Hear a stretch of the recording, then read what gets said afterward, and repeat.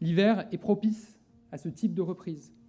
De nouveaux variants, nous l'avons vécu, peuvent apparaître et un échappement immunitaire n'est pas à exclure. Nous voyons bien aux Antilles ce qu'une faible immunité peut produire comme dégâts. Alors oui, nous devons rester vigilants jusqu'à l'été prochain.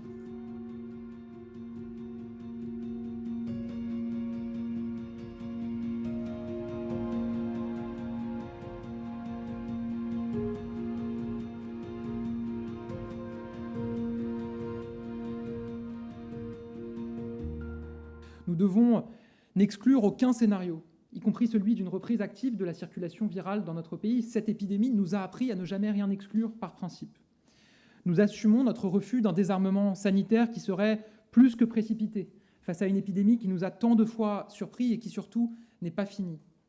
Pour toutes ces raisons, nous sommes, depuis le 2 juin dernier, entrés dans un régime de sortie de crise sanitaire qui laisse à notre disposition l'ensemble des mesures de freinage qui peuvent s'avérer nécessaires pour protéger les Français.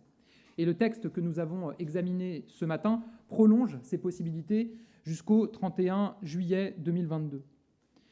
J'ai entendu ces derniers jours de nombreux professionnels de l'indignation s'agiter. J'entends beaucoup de fantasmes et des propos malveillants, souvent fondés sur des informations largement erronées ou déformées. J'entends aussi quelques inquiétudes sincères, souvent nourries par le peu de scrupules de ceux qui ont fait de l'épidémie leur fonds de commerce. Je vais donc vous dire ce que prévoit ce texte et ce que ne prévoit pas ce texte. Ce que prévoit ce texte, c'est d'abord que jusqu'au 31 juillet, nous pourrons, si et seulement si c'est nécessaire, encadrer l'activité des établissements recevant du public et exiger le pass sanitaire. Ce que prévoit ce texte, c'est que jusqu'au 31 juillet, si et seulement si la situation sanitaire s'aggravait brutalement, nous pourrons prendre des décrets déclarant l'état d'urgence sanitaire sur tout ou partie du territoire, pour une durée limitée à 30 jours, délai au-delà duquel une loi devra être votée. Cet état d'urgence nous permet de prendre des mesures de confinement ou de couvre-feu dont l'exemple antillais nous a encore récemment rappelé l'efficacité pour freiner des reprises dévastatrices.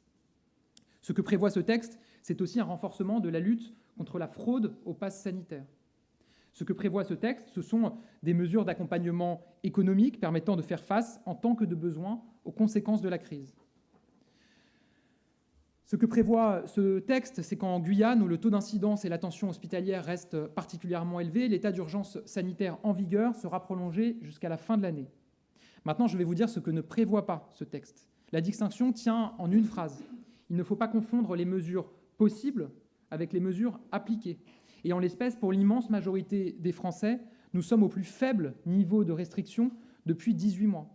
Ce texte ne prévoit pas l'état d'urgence éternel. Il retarde le moment où cet outil disparaîtra définitivement de notre panoplie juridique, mais pour autant, le retour de l'état d'urgence sanitaire n'est absolument pas à l'ordre du jour. Ce texte ne prévoit pas le pass sanitaire à vie. Comme nous l'avons toujours dit, à la seconde où il ne sera plus nécessaire pour contrôler l'épidémie, nous serons ravis de le retirer. Nous n'avons, je le dis chaque semaine, aucun fétichisme du QR code. Prolonger la possibilité de recourir au pass, ce n'est pas prolonger son existence, soyons clairs. Vous l'avez vu ces dernières semaines. Dès que nous pouvons lever une contrainte, comme le masque à l'école par exemple, nous le faisons sans attendre. Et évidemment, nous espérons que si la situation reste dans une dynamique d'amélioration, nous pourrons adapter le pass sanitaire dès les prochaines semaines, voire même le suspendre complètement. Ce texte, c'est la garantie de notre réactivité en cas de reprise épidémique.